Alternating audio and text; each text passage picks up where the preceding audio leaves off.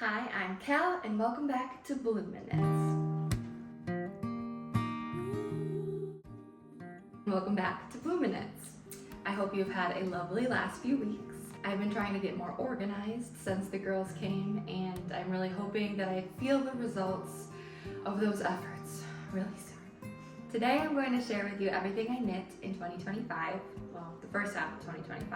I tried to collect as many items as I could find. A lot of things were gifts, so I don't have them anymore. A few things I donated, and a lot of them I just couldn't find. I do have photos of the things that I wasn't able to find, so I can show them here as I continue explaining about everything. This last year was comprised of a lot of baby gift knits, as well as just knits for my own babies that were on the way. I would like to have this video for more of myself as just kind of a completed time capsule of documentation of everything that I knit throughout 2025 so that I can compare to what I'm able to do this year in 2026 and see where I improve, where I still need work. Really hoping I can see where I can improve. Since I did knit quite a bit throughout 2025, I am going to split this video into two and do January through June finished projects of 2025, and then a second video of July through December 2025. So this one will just be everything I've completed within the January to June timeframe. With that, I'll start with what I'm wearing. This is my self-directed cable cardigan knit in Bernat Forever Fleece in the color Tea Leaf. Bernat Forever Fleece is a very affordable, super bulky, 100% polyester yarn. And though it is a synthetic fiber, it is one of the nicer ones I feel like that I've worked with in the past. I mean, it's not luxurious by any means. Of the non-animal plant fibers, I will say this is one of the nicer ones that I've liked to work with in the past. It is incredibly plush and squishy. And in my experience, it's held up for a lot of baby blankets that I've knit with this, sweaters, and like home decor, like blankets and pillows and things like that. So I will say that it's held up pretty decently for what I've used it for. So far, anyway. Again, it's considered a super bulky yarn with a 10 stitch by 12 row gauge, 194 yards for 280 grams. This color was called Tea Leaf, I believe, and is since discontinued. They change their color options pretty frequently. I want to say almost seasonally for this yarn. I don't know if that's just a common Bernat thing, but yes. So if you're looking for this color, it unfortunately no longer exists, which is an issue that I had while making it, and I will get to that a bit later.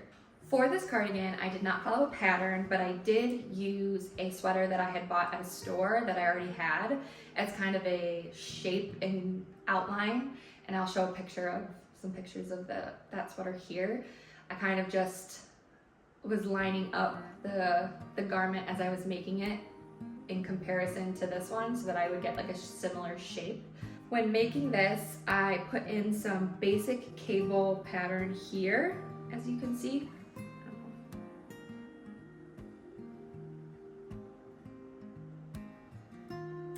And I put it on both sides. And then it's also all along the back. I can show a video here. I constructed the back panel of this project first. I knit it bottom up with the cables, and then I knit these two front panels as well afterwards, and after that I seamed them up, and then I picked up stitches for the sleeves, and then I picked up stitches for the collar as well, a little tiny collar. So yes, bottom up, back panel, front panel, sleeves, and then picked up for a small collar to finish. And yeah, this is the sweater. For the sweater, I did a cardigan. I did a 3/4 length balloon sleeve like I did with my porcelain sweater that I wore in the last video. I am annoyed with how snug the cuff is again. I'd love to learn a new stretchier bind off.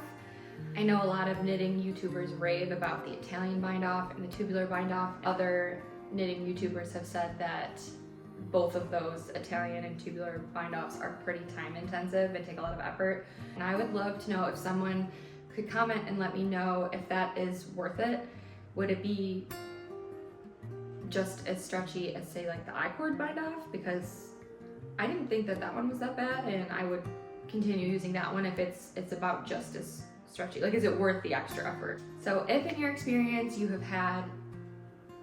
been able to compare the different stretchiness, love to hear from you. Let me know, I'd be very grateful. I believe I began this cardigan back in 2021. We were living in California still. I ran out of yarn and I put it in a plastic Target grocery bag in my closet, and I forgot about it. And there it sat.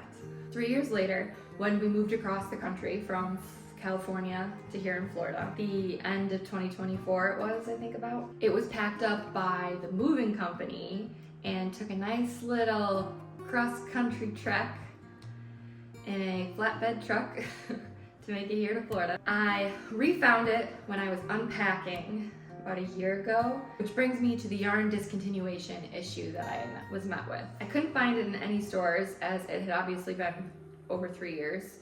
And so I had to resort to hunting down some scraps of what, like used yarns of what other people had on like Etsy. And I waited an eternity for it to arrive, and then I was able to finally finish the cardigan. Probably spent more money than the sweater is really worth, but 'tis the handmaking process.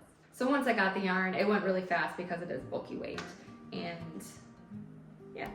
This said, about the bulky weight of the yarn, I feel like it makes it pretty hard to wear this, especially here in Florida. It's annoying to have so many bulky projects and to not have the practicality of wearing them because it's so hot here. Just, it doesn't feel functional to wear. Like, I'm even sweating right now. Just not practical. Also, the sleeves feel very puffy, which I mean is a balloon sleeve, so it's my own fault, but yeah, too puffy, too tight down here. 2 fixes I would definitely have changed. I think if I had lived somewhere colder and did the sleeves differently, I think I would probably wear this a lot, but tis the hazard of not following a pattern. These sleeves. Overall, I'm pretty happy with this garment. I don't love it, but I made it, and therefore I like it. To me, it certainly looks homemade, and my goal this year is to really evolve into making things that don't look so homemade and chunky and bulky. With that, I will move on to chatting about what I made between January and June of 2025. With that, I will move on to chatting about all the things I've made in 2025 from January to June. January was probably the most dense month of projects that I had because most of the projects that I finished, I had started at the end of 2024. I also had a goal in January to knit with only stash or scrap yarn, like don't buy any new yarn for the entire month of January in order to, bust through some stash. Which I am rarely able to keep with that goal, so I was really proud that I was able to knit entirely out of scrap or stash for the entirety of January 2025. The first 2 projects I finished were these 2 scrap stash yarn hats that I had made for my best friend Lindsay from college, her 2 kids. I just used some leftover cotton, wool, acrylic, just in various different shades of similar colors in order to make these. So I actually made a lot of scrap hats throughout January. I made another 2 for Milo, and one of them I do have with me to show. It is this little golf hat. That's what I called it anyway. It's a little pom-pom golf hat.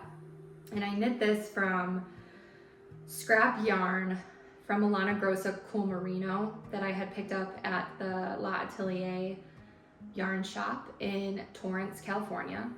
And then this, I believe, was just another like acrylic blend from Hobby Lobby, this cream.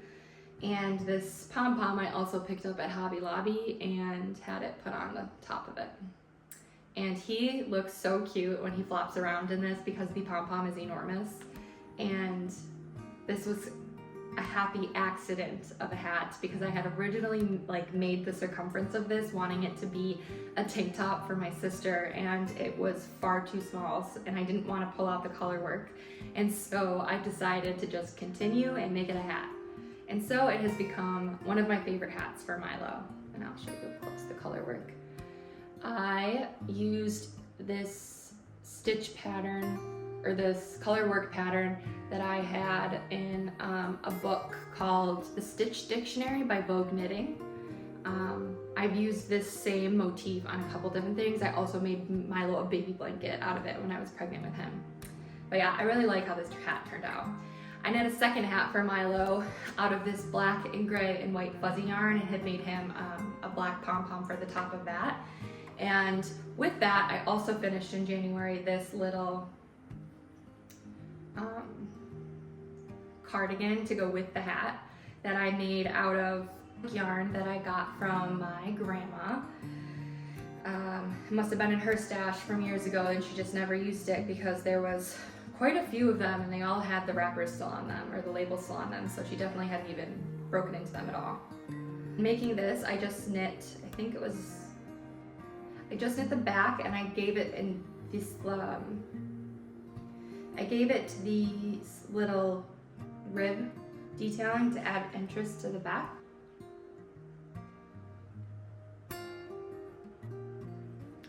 And then I picked up and knit down for the front panels of the cardigan, and I continued with that little bit of a rib detailing. And then I picked up and knit garter stitch for the button band and the sleeve. And the first time I had him wear this, it was gaping a little bit, and so I then went back in and added these little ties so that I could tie it for him so it wouldn't fall off his shoulders. But this no longer fits, but this looked really cute on him when it did. It did give a little bit of feminine fur boa energy, but he doesn't care. So that was one of the other things I finished in January. Oh, I also made this pink and purple scrap flower hat for my niece Ava. And again, I did the two little pom-pom ears for that, and I did some random flower stitch that I had also in that Vogue knitting book. She looks really cute in it. In January, I also finished this, what I call my M&T sweater, my mint and taupe sweater, color block. Oh, there's some stuff on it. A color block sweater that, again, I did not follow a pattern. This was a wing it project where I just cast on a number of stitches and was like, this is gonna be a top for myself. And that's how it happened. This yarn was yarn I had picked up from the coolest yarn truck. 2023, when I went to the yarn festival, my aunt brought me into this, it was like a food truck where you walk in the back, but instead of food, it was all yarn. It was a yarn shop within a truck. It was the coolest thing ever. And so I bought these two big giant skeins to make this, and then I was able to have some left over to make a scraps baby sweater that I donated. Let me show this one up close.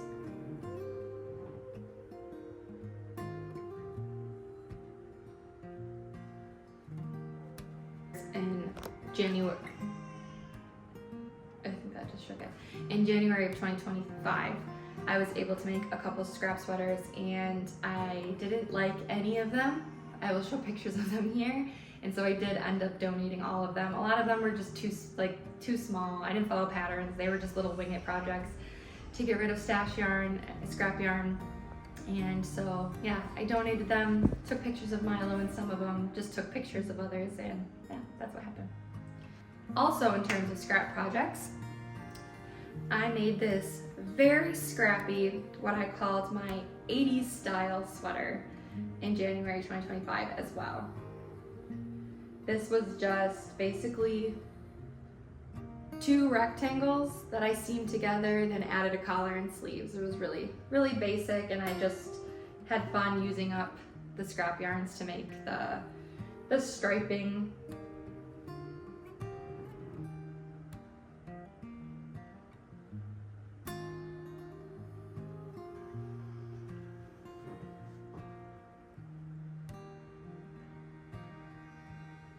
Yeah, so I never wear this because it's super bulky and it's just not my style. I'm not a big gray and black person, and also not a huge fan of the look of scrappy yarns on me. But yeah, I believe I didn't show this one. I believe that was all that I knit or finished knitting in January. And in February I finished my Rebel wrap, which I go into detail talking about in the first episode. And I really love this wrap. This is probably my favorite, most worn item of clothing that I have made. So soft. In February, I also made this broken rib cardigan for Milo from the BloominKnits book.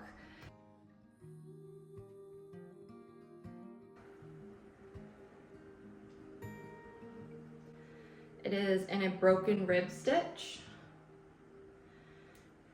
And I knit this from the BloominKnits knitting pattern book, which is my favorite baby pattern book to knit stuff from. It has the cutest little things in there. And this is broken rib hooded jacket, but I made it without a hood. And the way it's constructed is back panel, 2 front panels, and sleeves, and then everything is kept on separate things, and then you order them in a way to knit them all together on the needle, which was really interesting. I'd never knit anything like that before when I followed this pattern. This is knit in one of those Karen Cloud Cakes scrap yarns, and yeah. It still doesn't fit Milo yet, but the goal is that this will fit him at some point. It's a little big. I also finished this fruity tank. The pattern is by Hip Knit Shop, and I think it's very cute, although there are things I would change about it. I caught my floats too often, and you can see them coming through the blue, and that really bothers me when I look at it, that you can see the color work from behind, the floats from behind. That makes me not like this project as much as I would, but it came with other fruits too. I definitely want to reknit this one, and I even have the yarn for it. It's one where it looks like blueberries, and so I have a light blue yarn and a dark blue yarn I would like to put together in order to make that. But I really like this little tank. I just wish that I had not cut my floats so often. This was knit in Juniper Moon Farm Cumulus, I believe, which is a cotton wool blend. Very soft. And I liked it for this project. I just kind of wish I had done the float things differently. But yes, I will definitely be knitting this again. I also didn't do sleeves. I made this as like a vest instead of a sweater. And the original version has full sleeves on it. I also used a bulkier yarn for the green, the green stems compared to the Cumulus, and I don't like the way that those look either. So I think that's another problem I had with the floats. But other than that, I think this is a really cute pattern. I will definitely knit this again. That was everything I finished knitting in February. And in March, I finished my very first test knit, and it was a Dream Knit test, like raglan test knit. Dream Knit is a website where you can kind of like build your own pattern. I wanted to test their raglan situation, and so I signed up to test knit a raglan sweater. And so I made this pistachio sweater for my sister in Hip Knit Shop fluff yarn, and it is super fuzzy, like in your nose mohair, but I think it ended up really cute on her. It's just a basic raglan, and I would definitely knit it again. In March, I also finished this last year. It was mostly knit in 2021, but it was finished in 2025, 4 years later. I also finished my second ever test knit in March, which was the Hanny cardigan.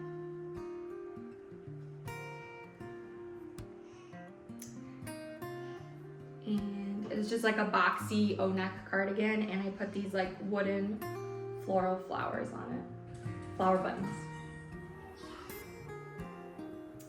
I knit this in Drops Baby Merino and Drops Alpaca Silk, and they're like chocolatey color. I don't know the actual name of it. I made this too big. Again, it was a test knit where I signed up for a test knit size that was too big for myself. And additionally, when blocking the sleeves out, they grew exponentially. And so this is a project that I would love to at some point go back and pull out some of the sleeves so that I can actually wear this cardigan. I think I would wear it. I don't wear it at all right now, so I would definitely wear it more if the sleeves fit me. So that is something on my to-do list, to go back and fix these sleeves. But yes, that is my Hanny cardigan. She'll be really cute once she fits. That brings me to April. In April, I knit another test knit. It was this Ambler quilt hat that I gave to my nephew. And it is like this quilt color work pattern. The designer's name is Katrin Seeberger. I'll get the actual name and I'll put it on the screen. In April, I also made this cable pillowcase. So the back is just garter stitched. Front of the pillow is these two chunky cables. And I knit this out of just old scrap Hobby Lobby yarn. And I filled it with a Hobby Lobby pillow, and it sits on one of our leather chairs in our living room. In April, I also made these two baby gift knit hats. My mom's coworkers, they are also knit in Drops Merino and Drops Alpaca Silk. I'm gonna get my coworker. This is my co-host Delia. She was unhappy, so she's going to be joining us. She is wearing a knitted onesie, however, it is store-bought, not hand knit, but it is very cute. Oh, and she lost a shoe. Oh well. Oh well. Yes, so in April, I made that quilt hat, I made the cabled pillow, and then these two brown bear hats for my mom's coworkers. In May, I finished my porcelain sweater, which I talked more in depth about last time. I really liked working on that. That took, I think I had started it in February or March, and I finished it in May. But I really liked that one. And in May, I also finished this pink cabled sweater for my best friend's daughter, Sophie. And this is probably the knit I am most proud of that I've ever knit. It again was from that Lullaby Knits book, and I just feel like it looks really polished and really cute. I knit it out of Pima cotton and a mohair mix, and I'm sure it doesn't still fit her because she's about 6 months now, but it was really cute on her when it did fit. In June, I was able to make Milo 2 tank tops. I knit him this teal stripy one. This was knit in a Juniper Moon Farm cotton that I had picked up at my local yarn shop, Knit and Stitch Boutique. Can't hold her and show you at the same time.